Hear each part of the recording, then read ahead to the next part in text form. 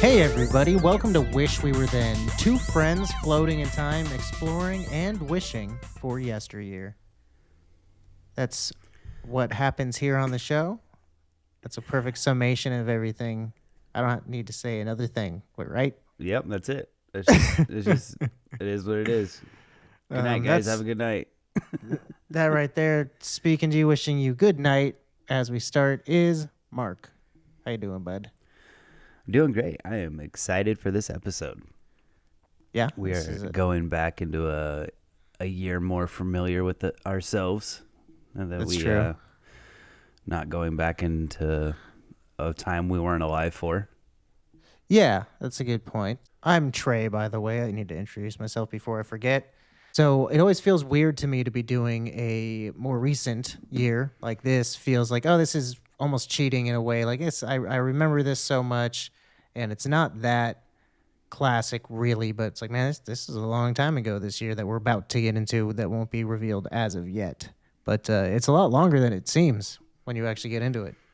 Yeah, but then like looking back into it, it's just a bunch of memory joggers. Everything you look at, it's just like, oh yeah, that was then. Yeah, Wish I was then. It's a good point. Well said. Well, let me get into just introing the year, I guess, a little bit here. I'll keep it short and simple just to get ourselves rolling. But folks, do you ever run into somebody you knew as a child that at first it's a wave of nostalgia and they're like, oh my God, this person is the exact same way they were back then. That's so cool. And this is such a fun trip down memory lane. And then after a while, you're like, ooh, yeah, and now it's maybe a little out of date that you are the way you are.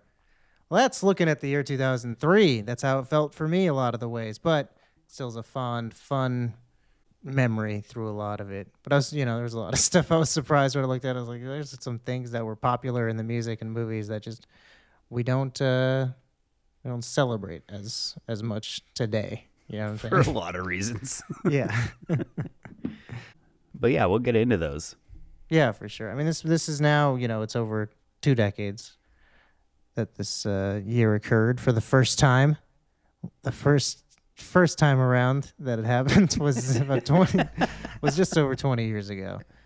And that's a very, very, very long time now. Especially how quickly everything moves. Like, Yeah, well, so many of these, especially like some of the music, I was like I thought it was older, maybe because it's just been so long since it's been out. yeah, it feels But weird that's how I felt about some of the music. that I was at the age I was at when it Yeah, came I thought out. thought I was younger for some reason. Yeah, I totally feel that. I understand that, and I had the same reaction to a lot of the stuff. They felt like it had just been around for forever. I thought it's like, oh, that was when that came out. It's kind of fun to think of some of this stuff and how it's going to last for forever, and that'll be something that's like, oh yeah, I remember the summer that came out, the summer of 2003. We're gonna be those old men on Oh, the I remember porch. that summer. You remember when this song came out or that song? Oh, not too well. I'm going to have to. I wish there was a podcast I could listen to that would tell me all about it. And this is why we do what we do. Do we do it for you guys, really? Oh, yeah. That's a good point. Glad we are doing this. Let's start busting into some of the news stories. I think just one of those things, a lot of the times you look at a specific year and there's something that happens that you got to bring up because it permeates all over the place. And this year, that is the Iraq War beginning on March 20th. That was when a shock and awe bombing campaign was started, followed by a ground invasion by the U.S. into Iraq. And that was something that would be a huge part of culture for the decades to come. Yeah, and it still resonates. I gotta say, because the way we do it on this show is we try to put ourselves in the shoes of the people, us in this case, living in that time. What you would be thinking, what you would be like, really, what would be going through your head. And right now, looking back on a year like this with a conflict like that, it makes it like you have a little bit of a bias knowing what we know now versus what we knew then. For example, it was I think a 53 to 59% approval rating of going into Iraq. And I think if you ask anybody about that in 2025, they're going to be like, absolutely not. We shouldn't have done that. Right. So you have to realize the sentiment of what was happening at the time was everybody was in support of this. At least 50% of the nation was in support of this. And then later in the year, they would capture Saddam Hussein in Iraq. And I know that was part of the selling point of them too going there. Yeah, they captured him. I was going to say that kind of bookended the years in a really big fashion, especially for it to start pretty early on in the year and to be so defining. March 20th. On December 13th is when they captured Saddam Hussein to end one of the largest manhunts in history. To your point of how we view things and everything, like I have my memories of all this stuff, but it's more interesting and everything to think about it in terms of, how would it be if I was to go through this now? Yeah, like as an adult. Yeah, like, I was, 11 years old through most of this. But if I was the age I am now and, how would I have felt and the person I would have been? If I feel the same way I do now, I probably would have felt differently. I'm not sure, though. Yeah.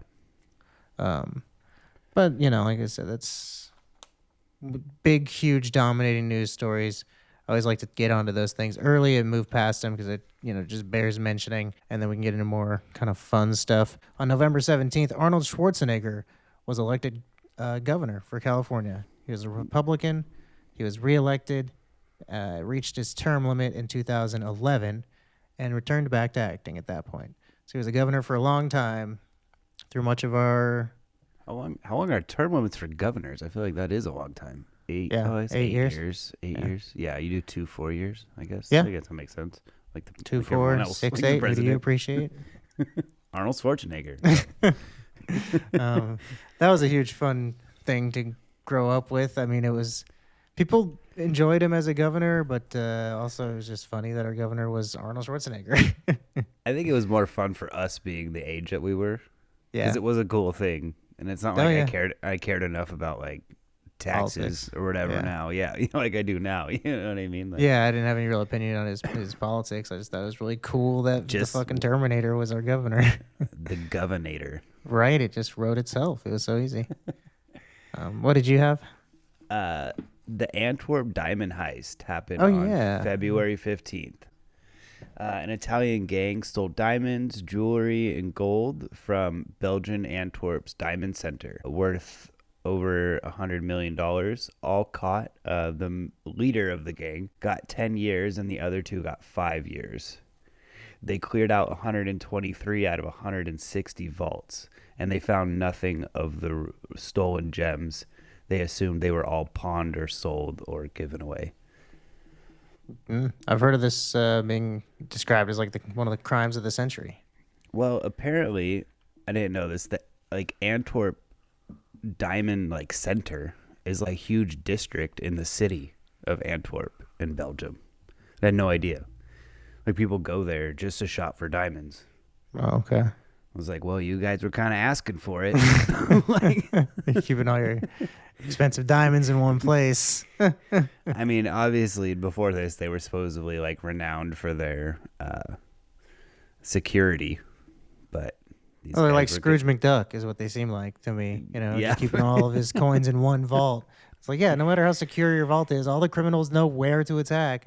And so he's just like, oh, I don't know how they knew how to get into my vault. It's like, well, they didn't have to think where else to plan to get into. It was all one spot. If you try to do 2 vaults, then they'd have to do whatever the fuck they did twice. It'd be twice as hard to do. They did it 123 times. They got 123 vaults. That's crazy.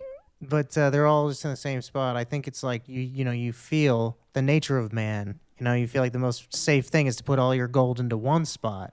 But really, if you put all little pieces of your gold all around your house in different spots, that's more safe. Around your house. Yeah, you don't want to just keep it all under your bed and sleep on it like Smaug. That guy got outsmarted by a hobbit. If That you was just his had problem. It was all in one spot. Yeah, he had some under his bed, like a good amount, and his favorite stuff. Sure, a place where you can keep an eye on it at all time. But like that's where they know to look. You keep a little bit of it in your kitchen. You keep a little bit in your bathroom. Hide And some in your walls. yeah, underneath your extra bedroom, like he never goes in there. They're not even gonna check in there. They just walk in and poke their head in there, and they go, "No, it's not sitting on the bed," because like obviously, you never go in there. He's not gonna keep it in there. He's gonna keep it somewhere. He goes in, like, oh, you know what? This motherfucker uses a lot of olive oil. Where does he keep that? Over there? You don't keep it where you keep the olive oil. You keep it in the baster or whatever, what is it? The broiler. Is that where you keep? You keep. All right. You If keep your anybody's gold gonna down ever there. rob Trey, Yeah, I his guess money's in the broiler. only half. You got to figure out if Oh, you yeah. ever rob me. That's the fucked up thing is like Or they if you know turn now to on your look all broiler. over the place. Like, his money could be anywhere, but then when you find it, you're just like, okay, well, we keep looking. Even if you find 2 spots, you're like, all right, well, there could be more. This worked once. Let's keep going. And then I just have my whole house fucked up, and they're like, damn, maybe he did only have 2 spots. And I come in and I'm like, oh, they found 2 of the 6 places of that I keep my gold, and my house is filthy. They're such idiots. Well, I also feel like their jail sentences were very light. They sold $100 million and they all got 20 years in total. Like, even if one of them did that, they can still get out and use the money because they didn't take anything from them. One of the guys, the ringleader, they couldn't find any of the diamonds. So they couldn't so whatever they did with the money, they probably didn't keep it in a bank account. You know what I mean? Oh, I have a feeling But, I know where they kept it. The cops came in and they're like, we checked it. The idiots kept it all under their bed. So yeah, you think? I mean, they must have laundered the money or kept all the diamonds in various places around their home. And then Couldn't find them. like you said, they get out. Now they get to Shawshank it. They have it in a little spot by the wall next to the tree. There's a stone There's a that has stone no there. earthly business being there. All right. The first thing here that's sort of entertainment news is the Roy Horn tiger incident on October 3rd. You familiar with Roy Horn? You might not No, think you are. I didn't hear this. Stopped you dead in your tracks. But you might remember him if you hear him and his partner said in succession by their first names only. Siegfried and Roy. Yes. Now you remember. To our younger listeners, people who weren't following the white tiger scene back in the day, this is a pair of entertainers that every once in a while, one of these people, when I think about it, I just think it's so funny that we remember so much or know so much about this. This was a terrible incident. This happened, but it's funny that we knew so much about this guy who their deal was. It was these 2 men who got all dressed up in sequin jumpsuits and had these white tigers that they performed with. And it was, I never saw it myself, supposedly very dazzling, wonderful performances that they gave. And we were all very aware of them before this happened. I remember them being a thing. Again, I'd see them referenced on the TV shows. They'd be guest stars, and in cartoons, they'd be reference point of, popping up in an episode. And on October 3rd, it was Roy's 59th birthday, which is a bummer that it happened that day. One of the tigers named Manticore, during a show at the Mirage in Vegas, he attacked Roy. The tiger was 400 pounds, was a white tiger. The trainers ended up using fire extinguishers to stop the attack. They sprayed him and hit him and stuff like that. Was that their plan the whole time? Because they knew that this was a thing that might have happened from the beginning. And They're just they like, were grab like, whatever. What the fuck? What are we gonna do? They just looked around the room and grabbed fire. Thank God these were here. They've owned these tigers for a long time, had been doing this show for years, and they knew that this was an option. This is gonna happen, and they didn't have anything else, like a tranquilizer gun, on backup. I guess it was crazy. something. It just never. It had been going on for so long that it seemed like this is never going to be a concern that they have. So they just, you know what they did have a lot of fire going on. Fire's unpredictable. They had fire. All of them were holding a fire extinguisher. All the crew members were like, that shit, anything can happen with fire. These guys are fools to think they can work with fire like this. every night, and nothing's ever gonna go wrong. Fools, I tell you. And they're all just sitting there. I'm not gonna be made a fool of when that fire goes out of control. One of these days, it's gonna have enough and fucking go crazy. But no one thought that about. Not one guy was sitting there with a tranquilizer diet, like, you guys. I think one of us needs to be worried about that giant 400-pound 7-year-old white tiger named Manticore. Probably a French name, I guess, or Belgian, I guess. They speak French there, right? I think. Where? No, I have no idea. Yes, they do. Roy suffered a stroke and among other injuries, and he had partial paralysis on the left side of his body. I remember seeing interviews with him about him, and he looked pretty worse for wear, I'll say. Not only did he get attacked by a tiger, but he had a stroke simultaneously. That's so terrible. It's so sad. I don't know if it was simultaneous or if it was just the result of his injuries shortly thereafter, but Gotcha. Yeah, I don't know. I didn't see all the ins and outs of it, but there was some time too that the tiger bit into his sleeve or into his arm somewhere, and then he tried to stop the tiger, and then he bopped him on the nose and told him no, like with the microphone, I think, and then the tiger sort of then grabbed him and pinned him down, and then it got worse. And that's when they came in. So we got to get these fire extinguishers. The microphones aren't working.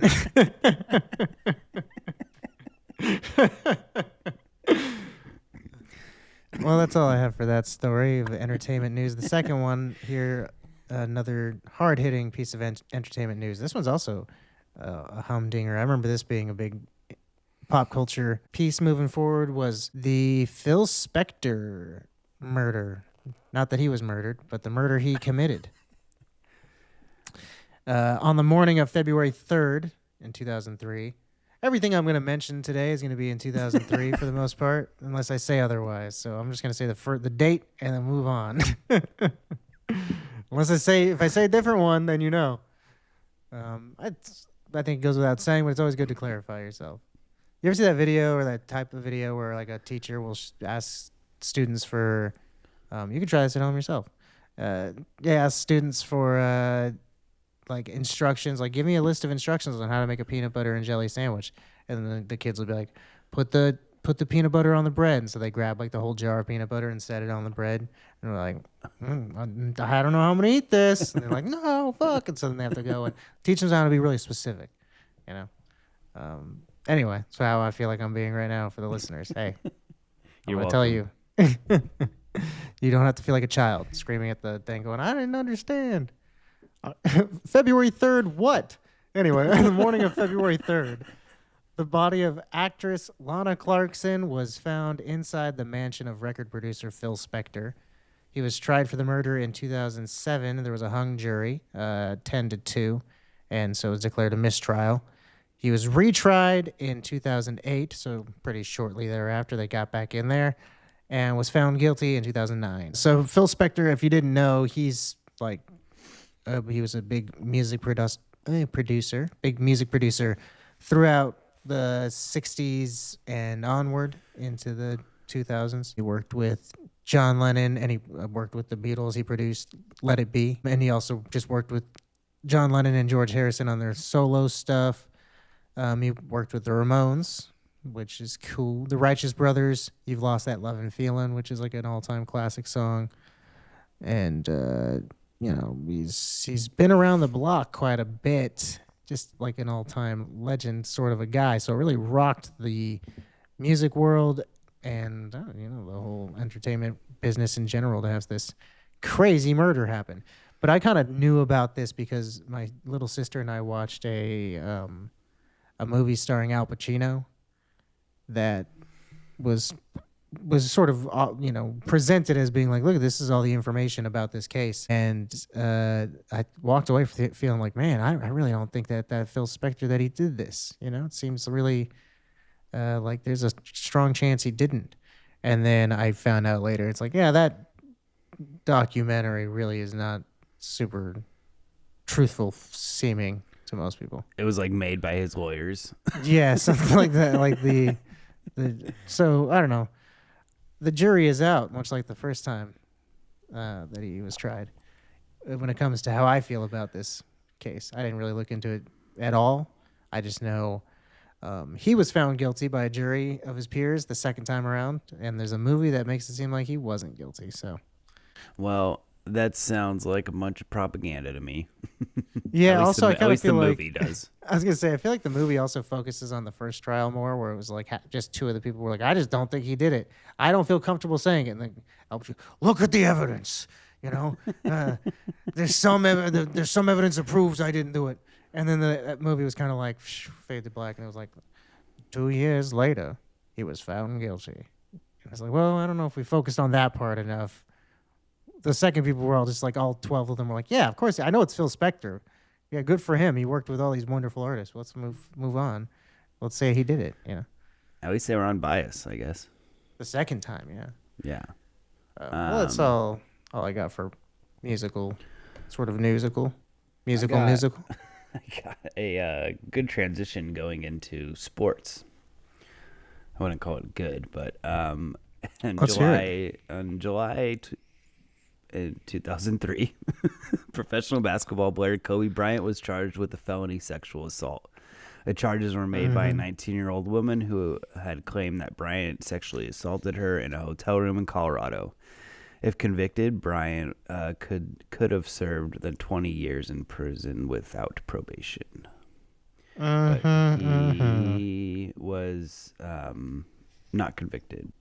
No, he came out and said like, yeah, we did have sexual relations. He came out and he said, I did have sexual relations with that woman. And then but he said like, I thought this was consensual, and if it wasn't, if she viewed it as being something other than that, then I apologize. That's how he said it. She didn't testify for whatever reason, and they threw out the case, I guess, or dismissed it. It was settled later in like outside of court, and it was non-disclosed of like what was settled upon. Yeah, that was a large sums of money, case I'm sure. after the fact. Yeah. So they brought it back as a civil case later, instead of a criminal thing, and then they settled out of court. So it was definitely a huge story that rocked both the sports world as well as the outlying industries all over the world.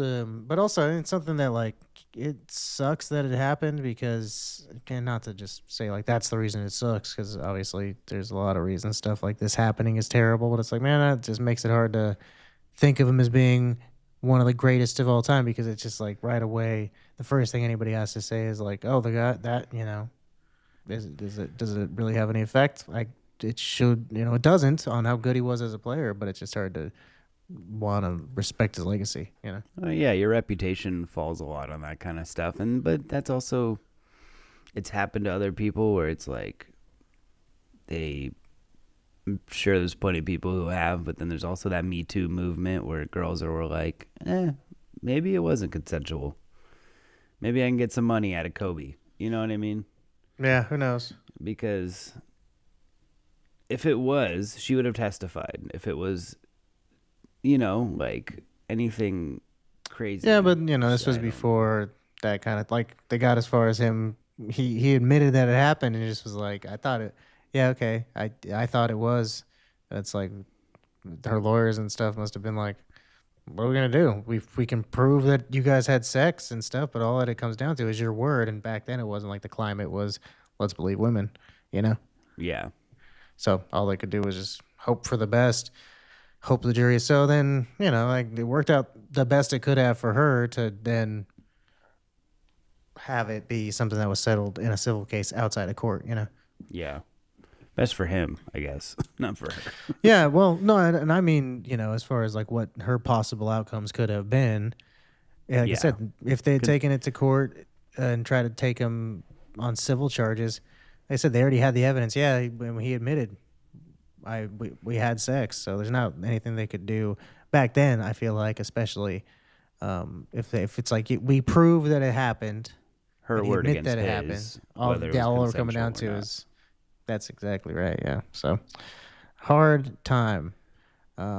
Same year, same sport, one of the same guys involved. And I just wanted to bring up briefly the NBA All-Star game. I watched some of this game. I watched most of it, just kind of had it on and then would look up while I was doing research and other stuff. And it was just a cool one to look at the crew that was out there as far as knowing everybody I knew and growing up and stuff like that. It feels like a lot of these people are very important, and I know that sort of everybody feels that way. But it's like when you watch Saturday Night Live or something, you go like, oh yeah, I feel like I can see where the people involved in the show stop mattering as much. Is it a coincidence? It's when I started growing up and stopped caring about the show as much. Probably not. I don't know. But basketball is one of those things that I feel like. So I don't know if and how it feels to you. These people were very cool, and basketball was very important back then. I feel like to the nation as a whole. So this was the West Coast beat the East 155 to 145. It went to double overtime, which was the only time in history that occurred at the All-Star game. This was the first time on cable that it happened. It's really high scoring. Cool. It's a really high scoring game. Yeah, it was cool. It was exciting. It was double overtime. Makes sense. Yeah, it went. It was right down to the wire, and then it just wasn't. Suddenly, one of them, the West pulled away. On the West, you had Kobe Bryant, Yao. Remember him? He was super tall. Yeah. Shaquille O'Neal. He's also really tall. Yeah, got some big guys. Kevin Garnett, also a tall guy. Tim Duncan. Yeah. Do I even need to say it? Steve Nash, shorter man, especially when it comes to out there on the court. Yeah, it's probably about my height. I would say not in like regular life. Yeah, Gary Payton and Dirk Nowitzki. He's also pretty tall. On the East Coast, you had in his last appearance at the All-Star game, good old MJ himself, Michael Jordan, leading the pack on the East Coast. Michael Jordan against Kobe. That's what we're looking at there. That's super cool. Allen Iverson, Tracy McGrady, Vince Carter, Ben Wallace, Jason Kidd, and Paul Pierce. I think it's a real murderer's row of dudes, in my opinion. Now. Yeah. So a lot of these people feel like they're noteworthy moving forward. So it was just a cool finals. God, I keep saying finals. You know what? Forget this whole thing. I'm going to put a marker here and remember to delete all of it. Done. I'm done talking about sports. Okay. You have any other sports stuff that you want to talk about before we move on to the next item, which I got here as games? No. I have a couple written down, but they're not interesting. We'll get to them next year if we have to. Yeah. Next. I know. Maybe next year. Who knows how long it takes us to get through a whole docket. All right. Well, sports are, we call them games, don't we? Sometimes language is funny, isn't it? We call sports games. We also call a different type of game. Some of you play. Describe something you play. You play a sport. You also play a video. Sometimes, how do you play? You play a video. You don't just press play and watch a video. I'm talking about when you're playing it. You know what I'm saying? We call that a video game, Mark. I don't know what you're talking about.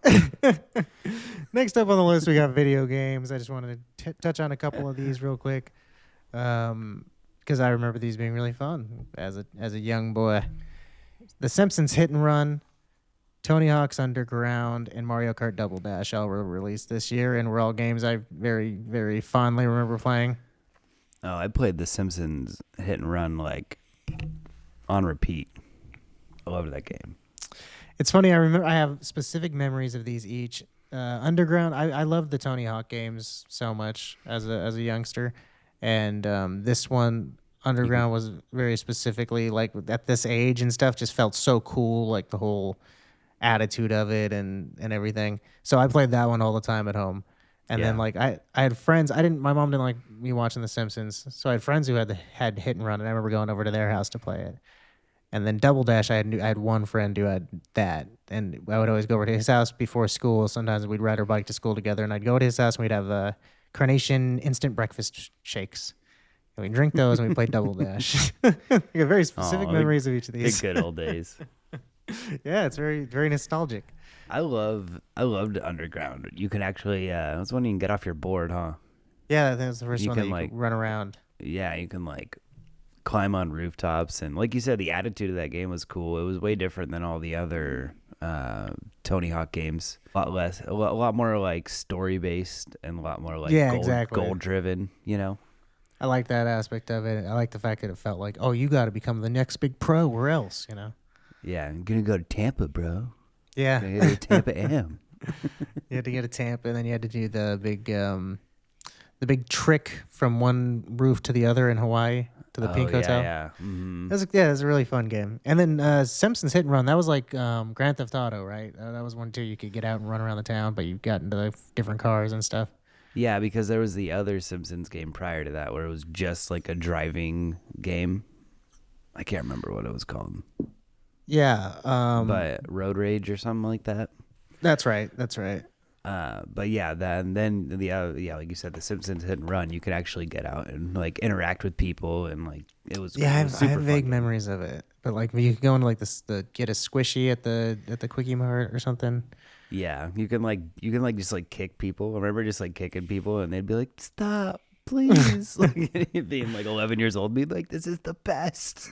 Yeah, I mean it was, the epitome of the technology of the time, being like, oh man, this is crazy. It's the pinnacle of what we can accomplish. It's pretty mind blowing though. That's all I got for the video games section of everything. I got one more fun little fact. MySpace launched in 2003. Good Very old Tom. important. Oh yeah. Set up the marker for Facebook and Meta and Instagram and. Oh, you want me to set a marker for this part? Okay, Gotcha. Yeah. Click.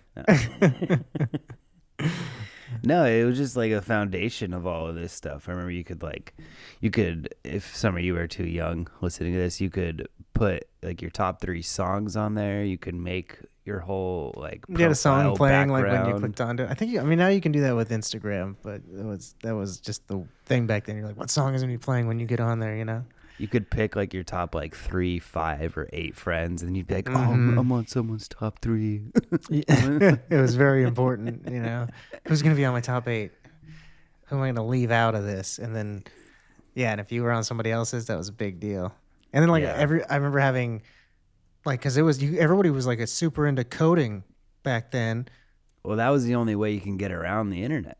It was Yeah. like if you wanted to like actually get somewhere or change things, you had to change the actual whole code of it. the URL code of it. Yeah.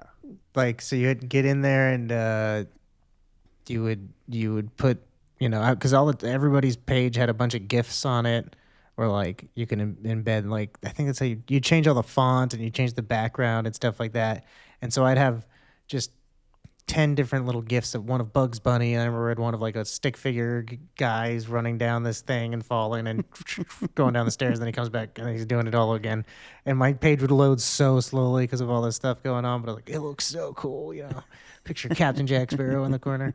But MySpace was super cool back then, for sure. I mean, it was, and then like you said, it was so important going into the social media and being, and you can still just every once in a while you hear a little, last whisper of it trying to hold on to relevance somehow. And it'd be like, oh, we got Nick Cannon, he's going to work for us. And it's like, Nick Cannon, who the fuck cares about Nick Cannon anymore? And then, sorry, and it goes back away.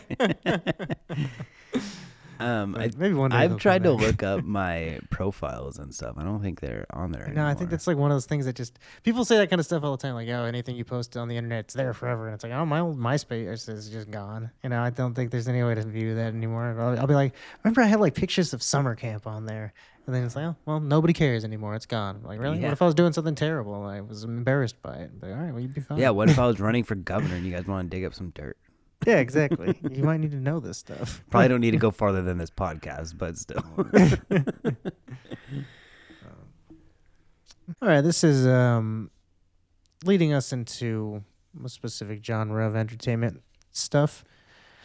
This show, we don't typically talk about musical productions and things of that nature, unless we're like in the 60s. It's pretty important back then, and after that, stops really mattering as much. But Wicked opened in San Francisco and then moved to the Gershwin in October of 2003. I said I wasn't going to say the year anymore unless I needed to. Moved in October to make its Broadway debut in this year. So, Wicked, pretty important thing going on still. They're making movies nowadays. People really enjoy that. You ever have any contact with the book or the movie or the play? No, Wizard of Oz as far as I got. Well, yeah, I love Wizard of Oz. I never watched any of the Wicked, never saw the plays or the movie. I'm not going to say too much about it because I don't want to be inflammatory, but not for me, I'll say that much. I mean, I typically like musicals. I love The Wizard of Oz. Didn't like this one as much as most people do. So I know a lot of people love it, so I guess it just didn't. I wasn't the target audience. That's all I'll say. I suppose. Definitely not. No. Yeah, I can live with that, I suppose. All right. Speaking of things like that, I was trying to find a segue into talking about cartoons. There must have been a Wizard of Oz cartoon at some point. Witches are sometimes in cartoons. I feel like I vaguely remember a Wizard of Oz cartoon, but I could just be it. But Duck Dodgers came out that year. Do you remember that one? It's where Daffy Duck is a space ranger guy. Yep. It was really good. Yeah, it was a good I like one. that one. Mm-hmm. A couple interesting ones like that. Another superhero-based thing like that. Danny Phantom and the Venture Brothers and Teen Titans all came out. Venture Brothers was great. I didn't watch it until later in my life, but it was still a fantastic show. I've seen just a handful of episodes of that one. I've never sat down and watched all of it. I know everyone says you should. Yeah, I mean, I didn't just, and I'm kind of glad I waited because it's just one of those shows that you didn't get a new season for 5 years. They would come out with 2 seasons, and it'd be 5 years later you'd get another one. Yeah, didn't they do a show in a movie in 2024 or something? Yeah, like that? to wrap it up because it took. Yeah, they crazy. had never wrapped the show up. Yeah, that's what I'm saying. So it just it would have been frustrating starting in 2003 and then having to wait 20 years to finish the show. It's not, you know what I mean? Yeah, that's how Aqua Teen was, I guess. I mean, in a way, but it wasn't story driven really. But that was another show that was like that. That for years they kept doing new movies and things like that, and new seasons would pop up. And I didn't watch it. So if I had seen Adventure Time, that's what we're talking about, I wouldn't have kept up with it. So now's a better time for me to look into it and everything. Yeah, for sure. I agree. So, along with everyone else, it's a great yeah. show. Adventure Time with the little dog and the human. I'll check it out. Thanks for the recommendation. What was the top rated TV of the year that we're talking about? I'm not going to say it. The top rated TV was number 1 was CSI, and coming in at 2 and 3 on different days of the week, American Idol. On a Tuesday and a Wednesday, I don't remember which was which, but they both shared 2 and 3. American Idol was massive at that point. I watched it every week. I watched it twice a week. I was 10 years old. Really? Yeah. My parents loved that show. And then I watched it for probably the first 2 or 3 seasons. And then after that, I was over it. I never watched any of it. I would see some of the funny videos or whatever. And then I remember, I watched it once at a friend's house. They were like, oh, we watch this every week. And I was like, really? I just didn't know anybody who watched it, and especially not routinely. And I watched it that one time with them, and then and I think it was not. I was kind of like, I don't really want to watch this. It just doesn't seem interesting to me. And then they were past the audition week, and then my friend whose house it was like, oh, we don't have to watch this. It's not the fun stuff. I was like, all right, cool. Oh well. No, the auditions, the people that they let through go to the auditions because they're not. Yeah. Some of the people you're like, oh man, it's so bad. It's bad. It would have been bad if for a karaoke bar. And they still let these people go in front of Simon Cowell and Randy Jackson. They just know it's going to be funny. Yeah, they know it's going to be entertaining. So that was entertaining. TV back then was they were right. pretty mean, Yeah, people liked mean stuff back then. On now you watch entertainment reality shows and they're not really like that anymore, But it used to be way more everybody was really rude and stuff, and that was good. Well, people even liked Simon Cowell's not like that anymore. Yeah. You are the worst I have ever heard in my entire life, and you should go kill yourself. Yeah. What are these onions, you piece of shit? Kill yourself. Oh, it's a different British guy, but yeah. They're all call assholes. I don't know. You call this a hamburger? because it sounded more like a beautiful rendition of My Heart Will Go On. You think this is fine dining? No. I'm here for American Idol. Anyway, well, I don't know singing, I know cooking. Ugh, he was so mean, and he just didn't belong there. A couple of shows that debuted that year. Some, what do you call them? Freaking reality TV was really big back then. America's Next Top Model debuted, as well as The Bachelorette, The Simple Life, starring Paris Hilton and Nicole Richie, and The Joe Schmo Show. And then kind of TV shows that, like, I guess, young women watched. I don't know who's watching this crowd, but they felt the same, so I put them all together. NCIS, Nip Tuck, The OC, Two and a Half Men. I all watched feel like the shows OC. that, and you grow, like, older sisters watch those, and then now they grow up and now they're like middle-aged ladies. So Me and my friend Timmy watched the OC together. really, that's funny. My older sister loved that one, so I've seen a decent amount of episodes. I get that one. Is that the one with the Adam Brody? I don't know Yeah, who that I think is. so. I don't Because know I've who seen a that is. couple episodes of that. Some funny shows. You had Arrested Development, Chappelle's Show, Reno 911, MXC, the Comedy MXC 's Central the roasts. Yeah, I love MXC. I watched that recently somewhat, and that's one of those things that when you revisit it, you're like, this is pretty offensive, but it's still very funny. The Comedy Central roast started this year with the roast of Dennis Leary. He was the first person to get roasted. Not my cup of tea, those roasts, but they always are. They still make them. They're pretty famous still when they happen. Comedy Central's Oh, pretty much yeah. dead otherwise. Besides, yeah, I think South Park's still on Comedy Central. Oh, that's true. I think Yeah, they have a couple things I think that- they have a handful of things that are keeping them alive. Mythbusters, Punk'd, Viva La Bam, and Wild Boys all also came out this year for sort of the MTV crowd. Mythbusters, awesome. I got a couple of the late night talk shows, Real Time with Bill Maher and Jimmy Kimmel. Got his own first talk show after the Man Show. Yeah, he Snoop was Dogg, gone for forever. yeah, Snoop Dogg was his first guest on Yeah. the Jimmy Kimmel show. Yeah, after because he was his talk Co-host. show host, his co-host, right? Yeah, for the Man Show. Yeah, it's been on for like 22 years. It's the longest running late night show ever. That's crazy. I didn't know that. Mm-hmm. Good for you, Jimmy. Come on the show. This is an official invitation. We don't really have any guests, so we haven't had anybody so far. But you can be the first one. Get on the show and That'd be cool. I'd be gonna do it, and then to do like a year, like 2005 or 2006, like somewhere he was like relevant for. oh yeah, The Bill Maher show, I've started to enjoy that one more now than Never seen I it. did. He's new rules. That's all I know. He says that. he's oh yeah. He has I mean, he's obviously like super like political, but like yeah.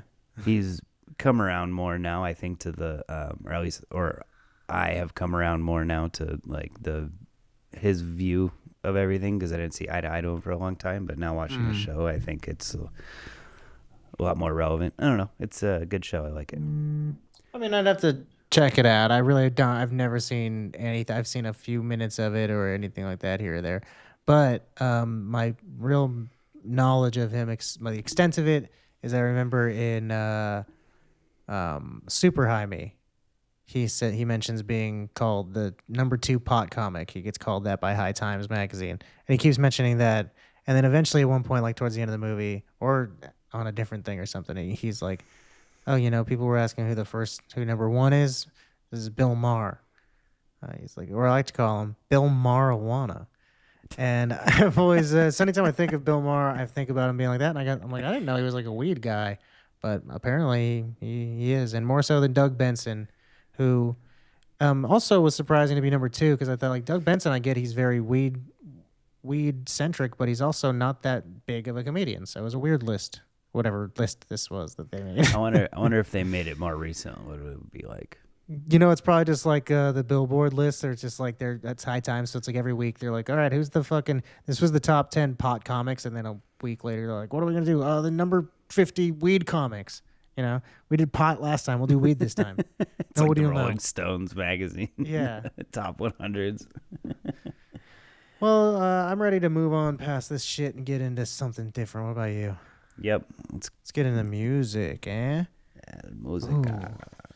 Go ahead and let's turn down the lights in here and let's bust out the record player. Bro, put something nice on, Mark. What do you say? Oh, I got a record right here. You know what it is? Bust that out. Blow off the dust, why don't you? Thank you. This right here is it's the top 5 Billboard tracks from the year 2003. The year 2003. Hold on. Let me put back this. No, I was looking at the wrong one. This is the year 2005. I don't want to listen to this shit. Not right now, anyway. Later, maybe. I got lots of records here. There's one for every year. I went 2 over from where I wanted. I wanted to be at the year 2003. Let me put this on. Hold on a second. Put the needle down. Noises. Beautiful. All right, number 5 on our top music hits, When I'm Gone by Three Doors Down on Away from the Sun. And I just want to say that this confirms my theory that people like this band more than they let on. I think it's a big thing to talk shit on this band now, but this just goes to prove that they were pretty fucking popular. Yeah, obviously they were. It peaked on the top number 4 on the Billboard Top 100 on April 23rd. The song also spent 17 weeks atop the Billboard's Hot Mainstream Rock Tracks from November 2022 to March 2023.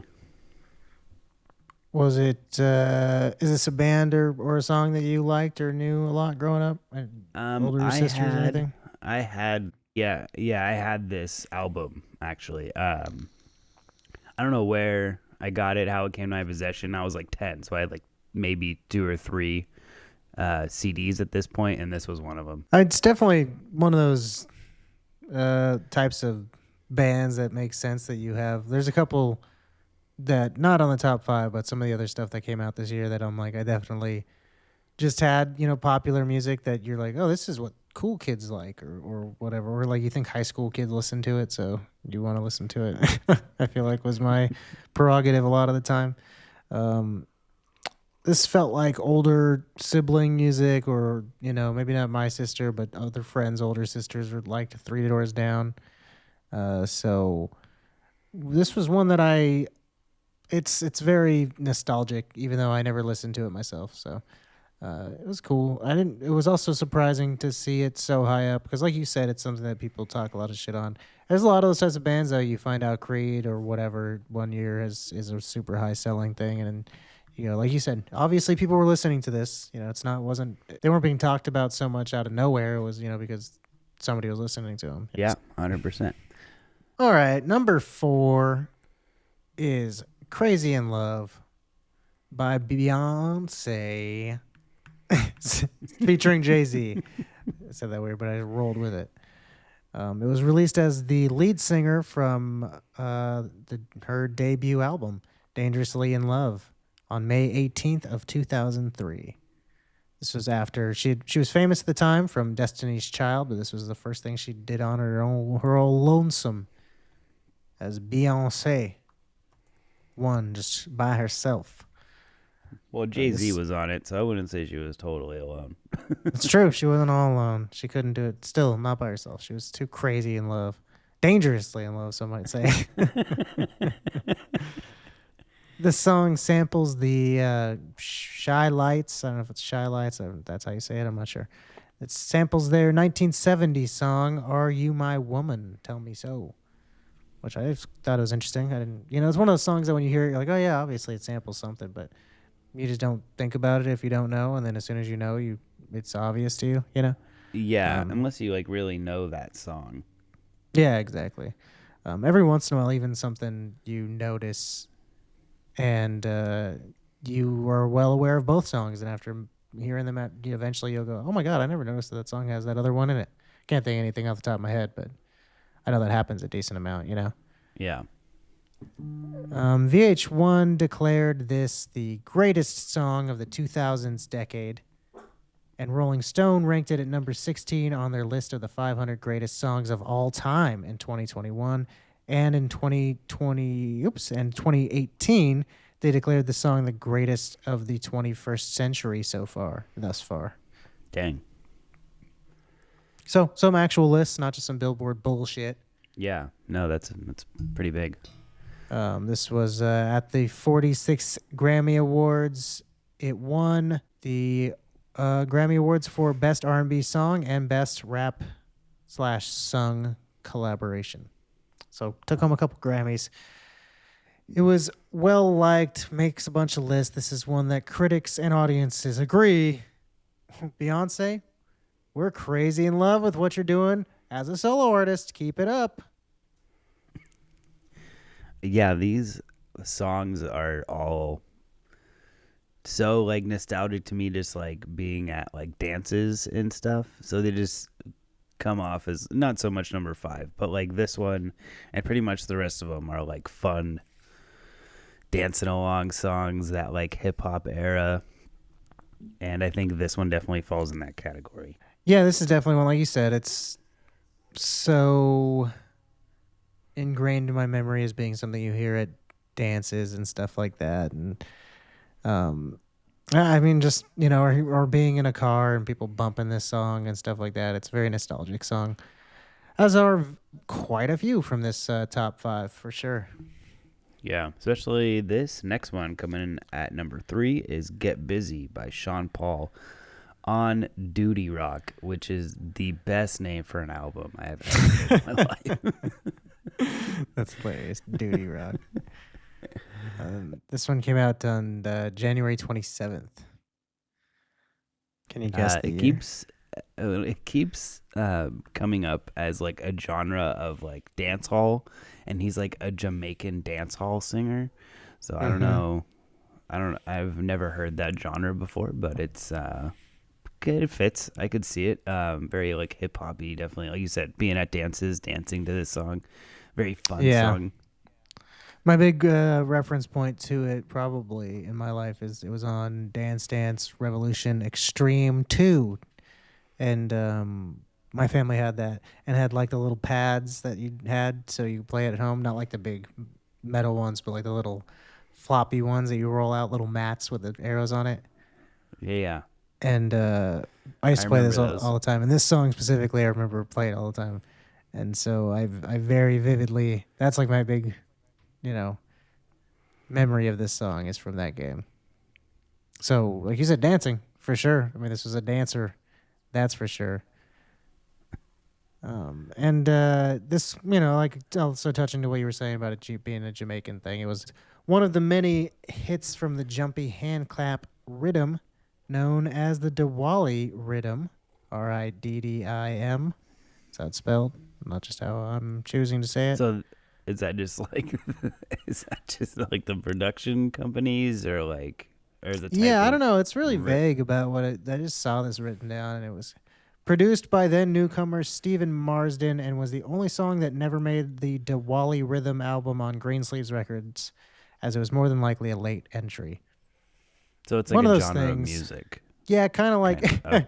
This reminds me of when I was reading about the Celine Dion song that like the freaking dudes who did the loudspeaker music really loved the song. Oh, yeah. I was just like, this is too much to get into. This was kind of the same thing where I was just like, I'm just going to write this down and move on with my life because I don't know what Greensleeves Records is. I don't know what the Diwali Rhythm album is or who this newcomer Stephen Marsden is. I just had to move on with my life. So if any of that means anything to you or if that's interesting, you can learn more at your local library. All right. Number 2, this song is Ignition. The remix, specifically, the remix by R. Kelly.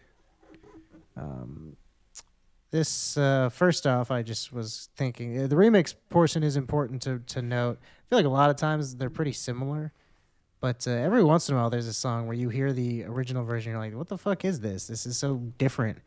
And this one's like way different. So definitely check out both of them if you want to hear the difference in them. But it's something that's worth noting that, but also the remix version is better, and it's the one that everybody knows. I mean, he says it right in there. It's the remix to Ignition. Like, so that part of it is not in the original version. So if you want to hear that cool part of the song, listen to this one.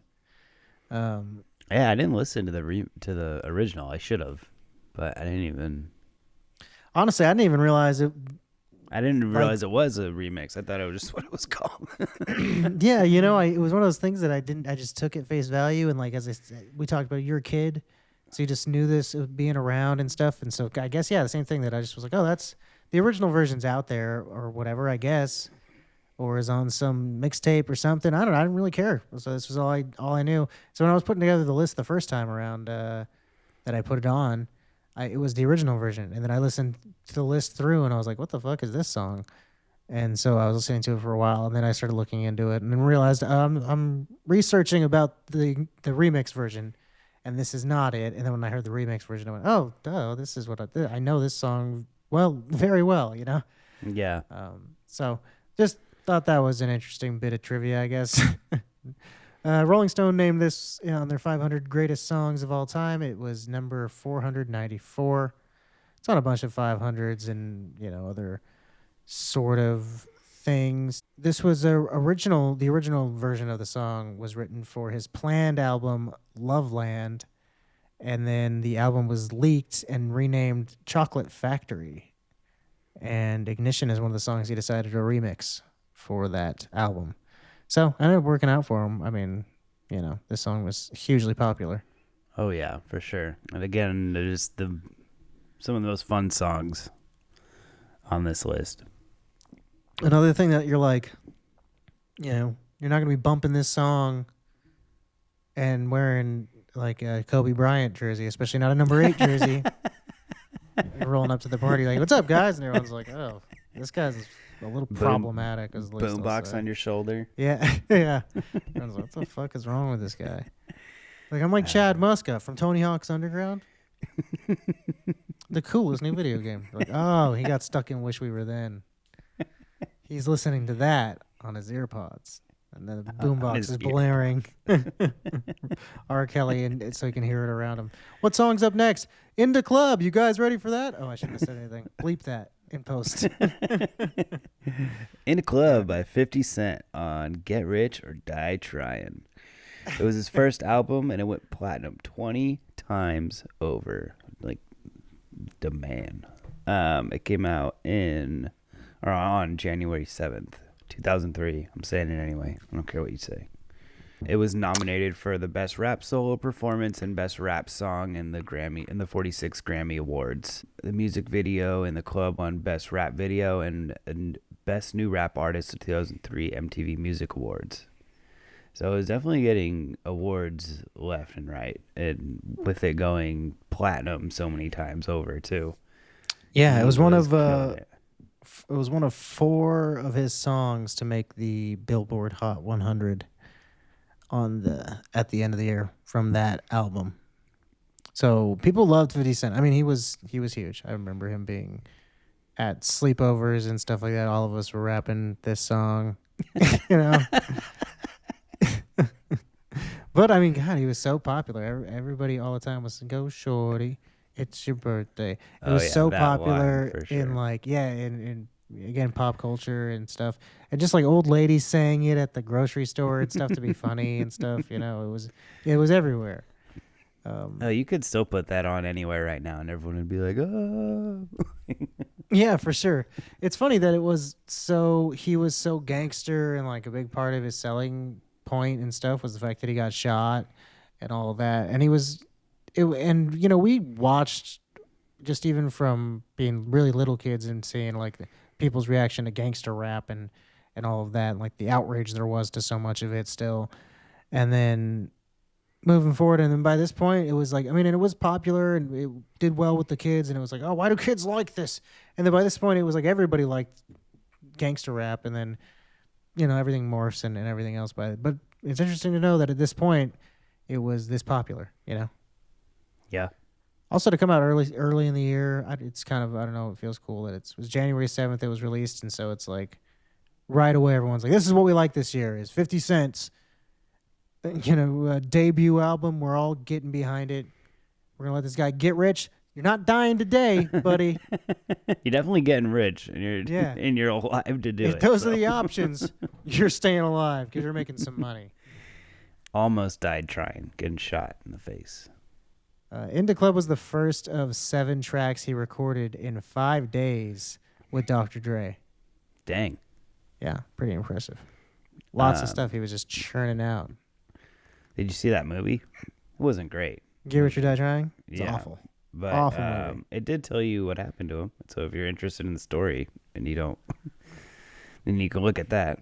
Give it a shot, I guess. Not a great movie, but it tells you the basis of what his life was like. He was a really bad actor, I think.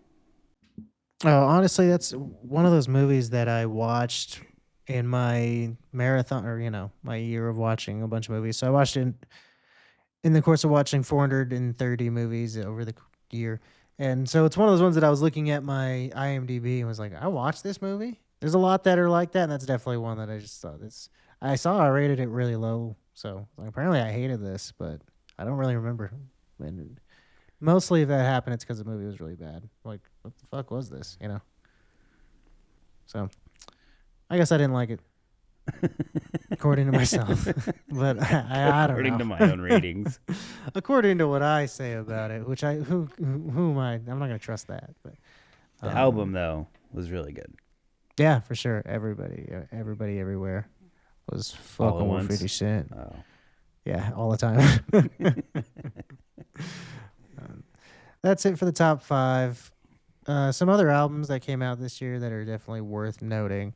Had some really banger songs on them.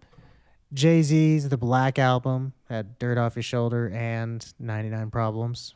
Both great songs that everyone was listening to. Highly popular album. Chicken and Beer by Ludacris had Stand Up on it. Awesome. Speaker Box / Love Below by Outkast, which had Hey Ya and Roses. Both were inescapable back then. Ella Funk by Black Eyed Peas, Where's the Love and Get It Started. And also Elephant, just regular elephant, by White Stripes, Seven Nation Army, hardest button to button of theirs. Sing the Sorrow by AFI, with Girls Not Grey. Fallen by Evanescence, which had Bring Me to Life and My Immortal. Both are immortal to me. And Permission to Land by The Darkness, which has their big song that's everybody knows the name of, including myself. I Believe in a Thing Called Love. Good year. There's some other stuff out there and on there. This list is a little sparse compared to most of the ones I do. I didn't realize how little was on there, so I'll go back and flesh that out later maybe. Sorry, Mark. AFI, Girls Not Grey, is that before or after AFI sold out? I don't remember that song. Before they sold out? Is that an album or is that your opinion? Before they actually sold out.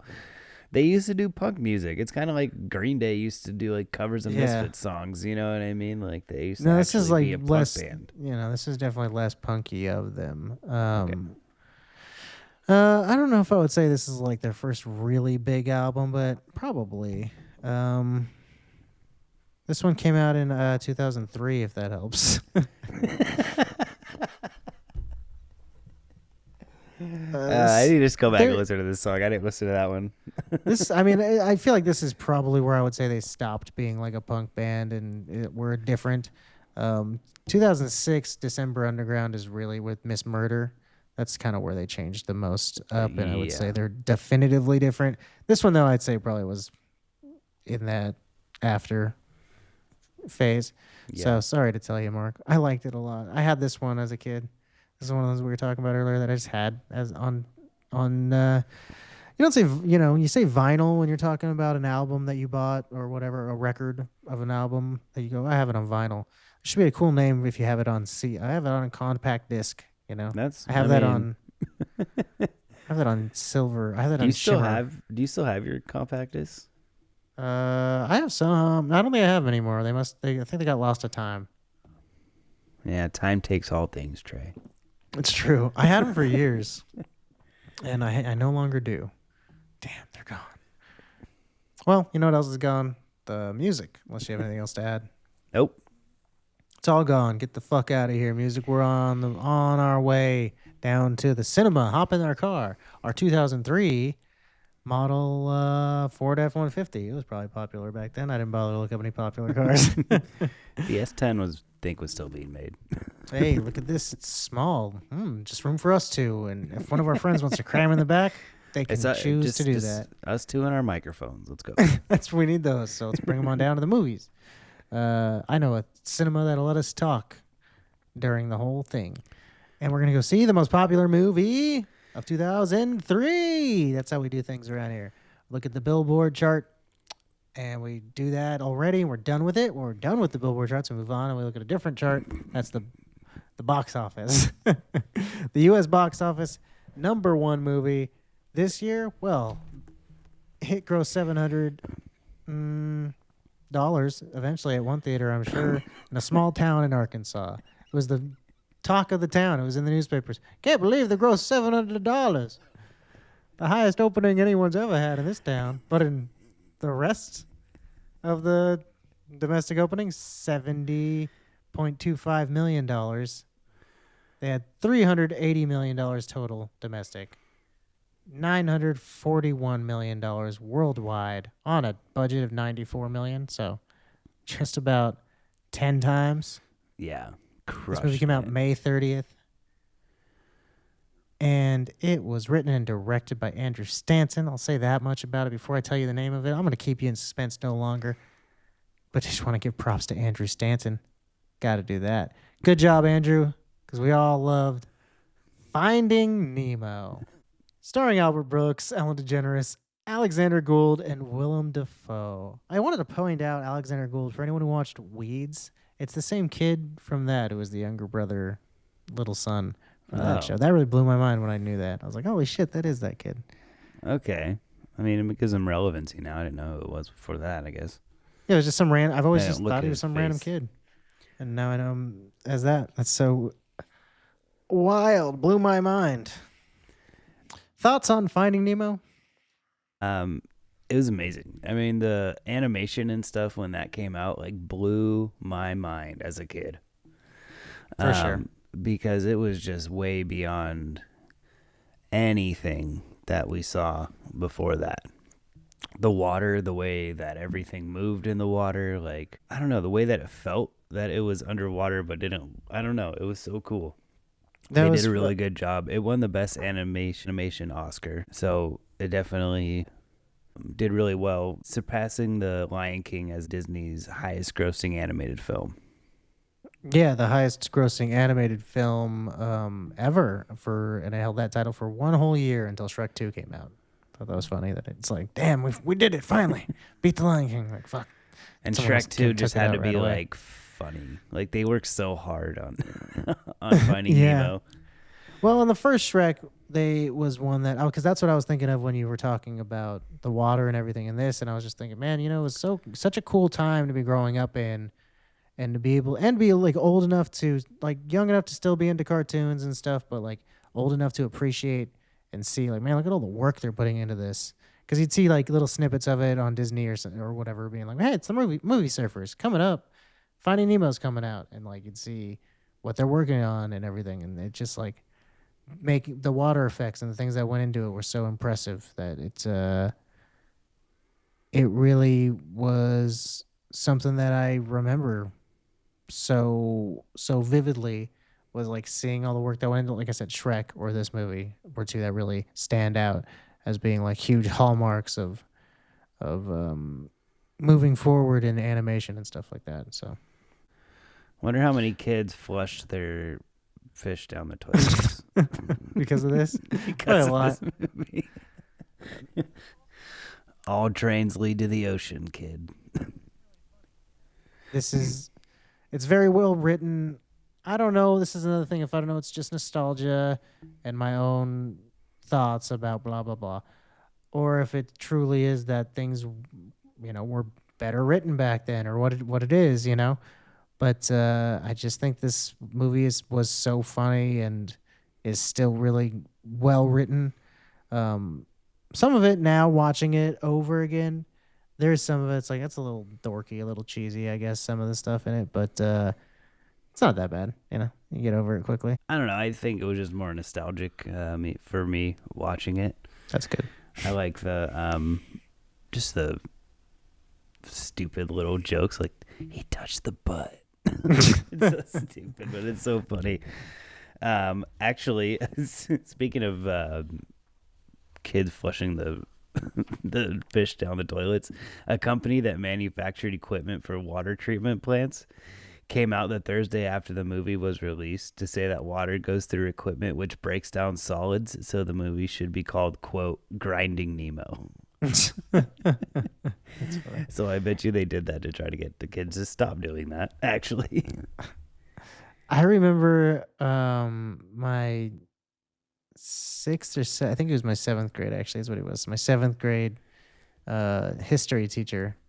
And like when we came in one day, he was kind of a grump around school. Everyone was like, "Oh man, I have to go to his class, Mr. Powers." I remember I'm gonna Mr. name Powers. check him. You remember him? Yeah. People were like, little like, "Oh, he's kind of a hard ass." And I remember one time when we all came in and he was saying something about he was being jokey. It wasn't like he was trying to actually scare kids or whatever, but he was like wrapping up his announcement. Somebody goes, "Oh, by the way, they found Nemo," and he pressed a button on his computer, and then his like backdrop was sushi, but it like was all had Nemo in it, when he was all cut up. And a bunch of kids were like, "Ah!" screamed all. Even back then, the internet was great. Like, oh, he's a jokester. He was your math teacher? Jokes are mean. No, it's history. Oh, yeah. I was like, I thought he was my history teacher. I remember, I just thought of this the other day for the first time in so long. That one time in his class, we had to do a project that I think it was like a couple different aspects to it, but the one part I remember when talking about the ancient, like Egyptian and those types of cradle of life, early civilizations, Mm-hmm. We had to make a pretend band about something to do with that time, and then their like album cover, and then name some songs on it that would be just like stuff having to do with the general theme of it. So you'd be like the Babylonian 5 or whatever. That's actually a good name, like Babylon 5. That was really good. That's off the top of my head. Damn, I would have been such a good little kid. But I didn't think anything. I didn't put any effort into it. And like the last moment, I remember, and this just popped in my head, and I thought it was so funny, was I just did like in the same lettering as Kiss, I did Kish, because that's an ancient civilization. Was Kish was the name of one of them. So I just think of that when I think of like an old timey civilization, or if I see Kiss or whatever, I just think Kish, and it's just very funny. That was all the work I put into it. And then, it was got an A on it, probably. Yeah, I did. And then, like, there were punny names for stuff. I want to use rocks and rolling as forms of early transportation. I don't know.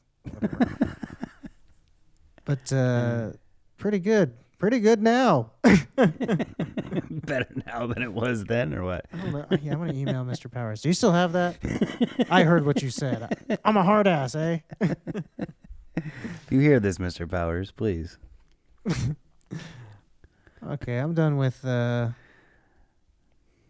we found Finding Nemo. We found well, are you good on this, Finding Nemo? Yeah, I found him. Okay, good. We both found Nemo. How many? I feel like we didn't really talk about the movie that much, but that's fine. Go watch it. Everyone go watch. You know the movie. You'll find out what we thought of it just in a second. How many sushi rolls are you going to find when you think of Nemo out of 2003? I'm going to say 1,603 sushi rolls. It's pretty good. It's a pretty fair amount. I mean, as far as Disney movies go, it's up there, I think. Well, like Pixar, Disney, I don't know anymore, but I think I'm gonna give mine 1,599. I think that's the closest we've ever come to being the same number. Yeah, actually, it's pretty close. I could have said the same thing, but I just didn't. I had to withhold 5 points or 4. I get it. So, some people just aren't into sushi. understand. I lo- Actually, I love sushi. I'm keeping all the sushi for myself. I had to withhold however many away from that we were. I already forgot the numbers and all that shit. But I like the movie. I think it's really good. I think I loved it my whole life. Now rewatching it, I notice the kiddiness of it more than I used to. It's because I'm older now than I've ever have been at this point in my life. So, and I'll continue to get older and older, and eventually I'll hate this movie. But for now, I still think it's well, super well made. I don't like the more recent a Pixar release is. I like it less and less. To a certain point, I'm just like, I don't even like this stuff anymore.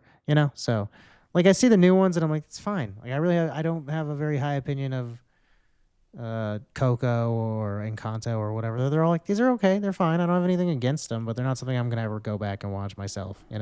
No, but I would watch these older movies. Yeah, and I do like Probably to go going back back and to this rewatch point. Wall-E.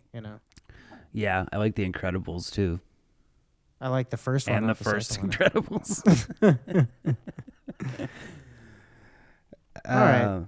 Good night, Finding Pixar. Finding Nemo. Pixar. Here are some other movies that came out in the year of our Lord, 2003. Yeah, Lord of the Rings, Return of the King. Speaking of our Lord, I didn't mean to do that. It's a great movie. You have opinions of that franchise? This was the end of that big franchise, the big era. It was amazing. I loved these as a kid. We went every year to watch them when they came out, and it was very cool like, that they did I still love that they filmed them all at the same time, and then they just released them every year after that. So there wasn't changes. The actors didn't get older. Like, it felt very genuine. They were amazing movies.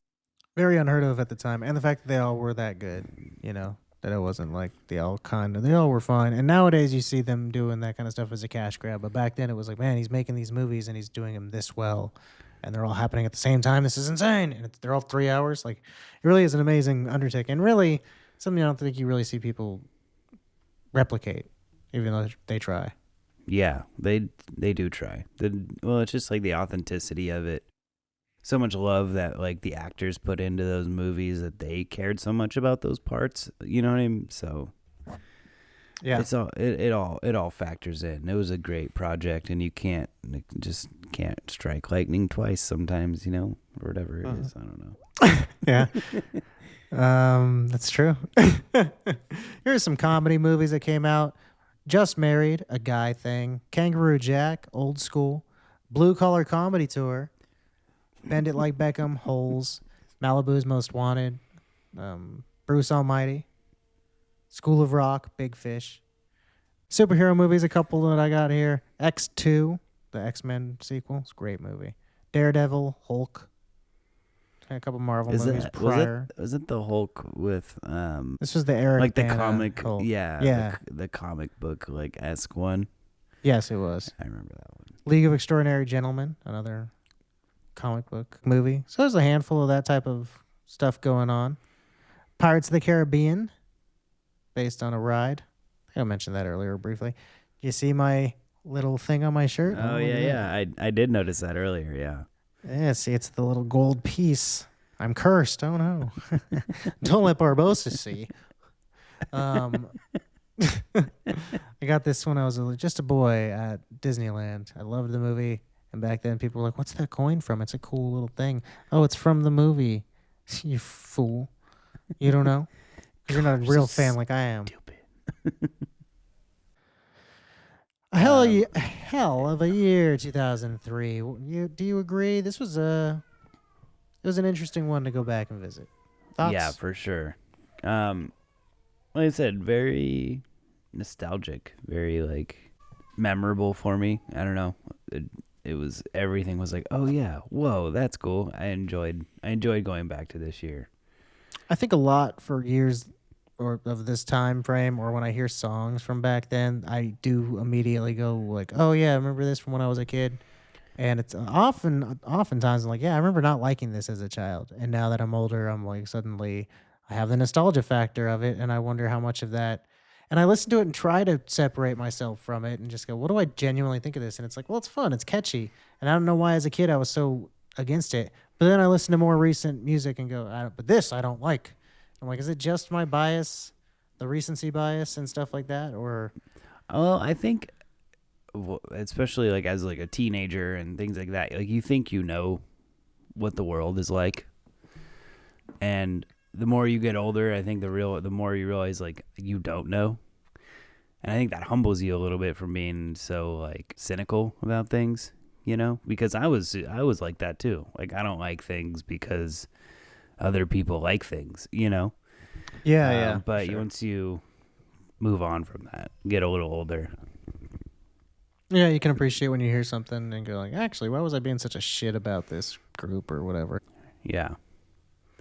Okay, that's it for 2003. Beautiful year, full of nostalgia, full of so many wonderful moments. A lot of controversy on the news. A lot of people making different art and stuff that maybe aren't so great nowadays. Maybe we learned a couple things along the way too. That's part of history. Don't repeat it, huh? Yeah. So that's why you got to listen to the That's show. why we do this. Yeah, listen up, folks. All right, if you could save anything and only any one thing, and everything else is disappeared from existence to no longer be known or studied or have any influence upon anything moving it forward at all, what are you gonna save? The Simpsons Hit and Run. It's a great game. It's a great I haven't game. played it enough. I'll spend some time with that one, I guess, because it's one of the few games we haven't saved any other games from any other years, so I don't think. For me, the thing I'm saving is the commercial for Orbit's gum, where she says, "Dirty mouth, clean it up." Oh yeah. And the one specifically that I know came out this year. I don't know if all of that campaign launched, but I know specifically the one that was on TV this year was the one with the "You lint liquor." Oh yeah. Got a dirty mouth? Clean it up. It's all. So go check It's out so that good. commercial. It's Look up such a lint good liquor. But anyway, that's what I'm saving is the Orbit's gum commercial. And that's it. Nothing else. None of the other movies, none of the music, everything else gone. That commercial lives on. And we'll all reference it constantly. You lint liquor. I gotta watch it again and remember all the different insults she uses. It's so funny. All right. I'm done. I'm over it. I'm over 2003. Let's move on. Let's be done with this year. But you know Done. what? I'm still gonna be Think about thinking. it. You know why? Because Because we wish we both. I Because think we- about us, and I know that we wish we were then. then. Good night. We're gonna get that. We're gonna get it soon. One of these days. We'll do it right now. Ready? 1, 2, 3. Wish we were then. That was probably perfect. No. I'm gonna edit the entire episode so that's perfect. But the rest of it doesn't match up perfectly, and the whole time I'm like, man, this is off slightly, and then right at the end it's gonna be like, oh wow, that sounded good. All right. Goodbye, folks.